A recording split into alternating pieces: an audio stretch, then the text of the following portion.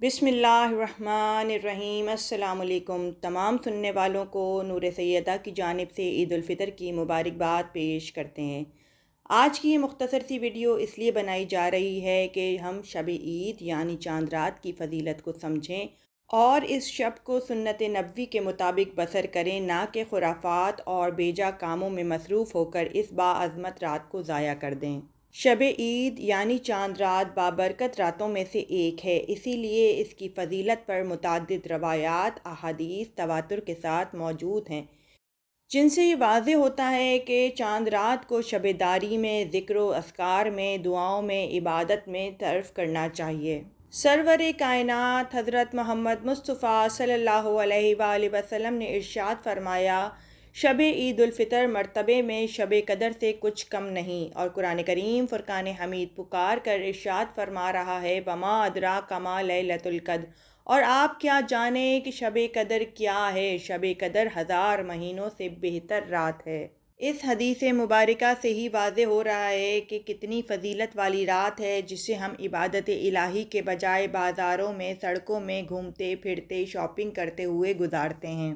آج کل ہو سکتا ہے لاک ڈاؤن یا کووڈ کی وجہ سے ہم ان کاموں میں مصروف نہ ہوں، اسی لیے یہ شب یعنی چاند رات زیادہ تر لوگ اپنے گھروں میں گزاریں گے، مگر افسوس کے ساتھ کہنا پڑتا ہے کہ گھروں میں گزاریں گے مگر کس طریقے سے کہ چاند رات یعنی شب عید کا زیادہ وقت ٹی وی کے آگے یا موبائل کے آگے گزرے گا، جبکہ یہ فضیلت والی رات ہے، عبادت والی رات ہے، اذکار کی رات ہے، دعاؤں کو طلب کرنے کی رات ہے۔ جہاں کووڈ کے نقصانات ہمارے سامنے ہیں، وہاں اگر ہم سمجھیں تو خدا کے قرب کو حاصل کرنے کے لیے ہمیں موقع بھی فراہم ہو رہا ہے۔ خلوت میں، تنہائی میں اپنے رب سے راز و نیاز کرنے کا موقع بھی مل رہا ہے۔ اگر کوئی شخص اس وقت سے صحیح انداز میں، صحیح طریقے سے فائدہ حاصل کرے تو پروردگار عالم کے تقرب کو، قرب کو حاصل کر سکتا ہے، کیونکہ اس پاک پروردگار عالم کو اپنے بندے کی خلوت میں عبادت، مناجات، فریاد بے حد پسند ہے۔ شب عید ہمیں دعا اور عبادت میں بسر کرنے کے لیے عطا کی گئی ہے، اسی لیے اس شب کو اپنے رب سے دعا طلب کرنے میں گزاریں۔ شب عید کو دنیا کے فضول کاموں میں بسر نہ کریں، بلکہ اس شب کو خود کو عبادت الہی کے لیے فارغ رکھیں تاکہ اللہ اور اس کے رسول کی خوشنودی کو حاصل کر سکیں۔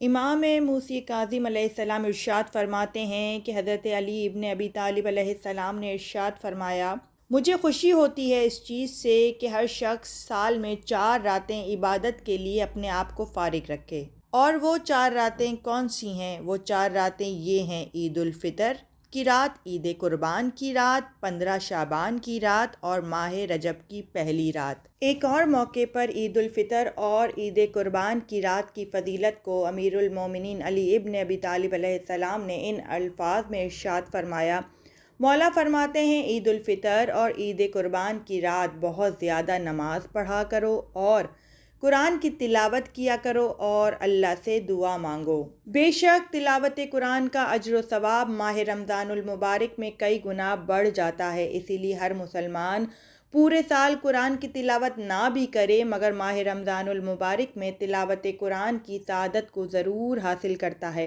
اسی طرح مولا کائنات حضرت علی ابن ابی طالب علیہ السلام ارشاد فرما رہے ہیں کہ چاند رات شب عید بھی تلاوت قرآن کرو اور اس سعادت سے غفلت نہ برتو، اور اس شب کو نماز ادا کرو، تلاوت میں بسر کرو اور اپنے دامن کو اپنے رب کی بارگاہ میں پھیلا کر طلب دعا کرو، کیونکہ پروردگار عالم کا وعدہ ہے کہ تم مجھ سے دعا کرو میں قبول کروں گا۔ اسی لیے اے صاحبان ایمان، خود بھی اس پر عمل کرو اور اپنی اولاد کی بچپن ہی سے اس انداز سے تربیت کرو کہ وہ شب عید یعنی چاند رات کو عبادت میں صرف کریں۔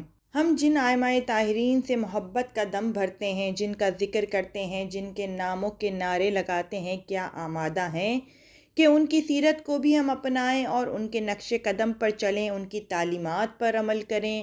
کیا ہم اپنے مولا علی ابن ابی طالب علیہ السلام کی خوشی کا سبب بننے کو تیار ہیں؟ مولا کی خوشی کس میں ہے؟ مولا کی خوشی تو اس میں ہے کہ مولا کا چاہنے والا ان 4 راتوں کو عبادت الہی میں صرف کرے۔ کیا ہم حضرت علی ابن ابی طالب علیہ السلام کی آواز پر لبیک کہنے کو تیار ہیں؟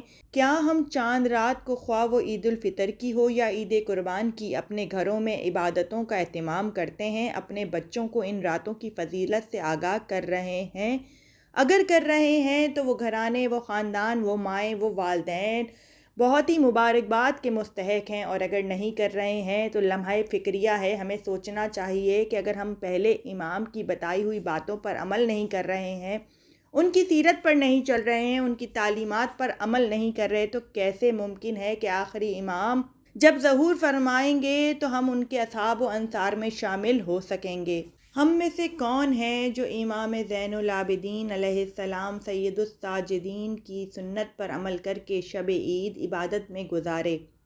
امام محمد باقر علیہ السلام ارشاد فرماتے ہیں، میرے والد ماجد حضرت امام زین العابدین علیہ السلام عید الفطر کی رات مسجد میں صبح تک بیٹھتے، یہاں تک کہ صبح کی نماز وہیں پر پڑھتے۔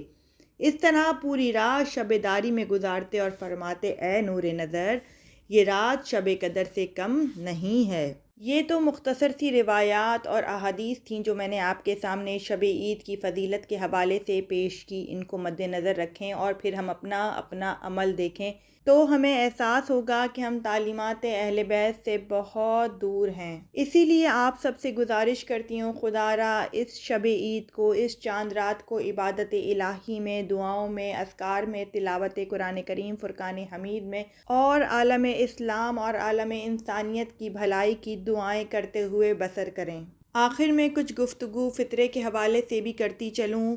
فطرہ واجب ہے اور شریعت میں اس کی بہت تاکید ہے، اور شرائط کے ہوتے ہوئے اگر انسان اسے ترک کرتا ہے تو گناہ کبیرہ کا مرتکب ہوتا ہے۔ امام جعفر صادق علیہ السلام نے فطرے کی فضیلت کو ان الفاظ میں بیان فرمایا۔ مولا ارشاد فرماتے ہیں، روزے کی تکمیل یعنی فطرہ ادا کرنے میں ہے، جس طرح پیغمبر اسلام حضرت محمد مصطفیٰ صلی اللہ علیہ وآلہ وسلم پر درود بھیجنا نماز کے کمال میں سے ہے۔ واضح ہو رہا ہے کہ انسان اپنے روزوں کو مقام کمال تک بغیر فطرہ ادا کیے پہنچا نہیں سکتا، اسی لیے اسے فطرہ ادا کرنا چاہیے۔ نہ صرف یہ کہ ادا کرنا چاہیے بلکہ بروقت اپنی شرعی ذمہ داری کو پورا کرنا چاہیے۔ زکوٰۃ فطرہ کے حوالے سے ہی امام جعفر صادق علیہ السلام کی ایک تفصیلی روایت آپ کی خدمت میں پیش کرنا چاہتی ہوں۔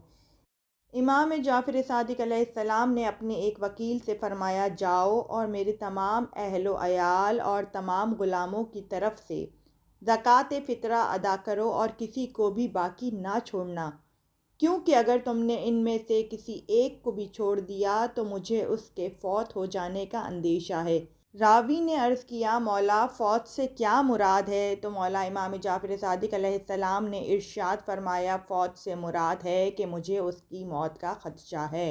اے مسلمانوں، اے صاحبان ایمان، اے مومنوں، خود کو اور اپنے اہل و عیال کو اس ہلاکت سے بچا لو اور فطرہ ادا کر کے مستحقین کے لیے راحت کا سبب بن جاؤ۔ ہم شکر ادا کرتے ہیں اس پاک پروردگار عالم کا کہ جس نے ہمیں مسلمان بنایا، اپنے حبیب کی امت میں قرار دیا، دین حق کا کلمہ گو بنایا، دین اسلام کا پیروکار بنایا۔ دین اسلام ایک مکمل اور جامع دین ہے جس میں ہر خوشی کے موقع پر اپنے غریب مستحق بھائیوں کا خیال رکھنے کی ترغیب دی جاتی ہے۔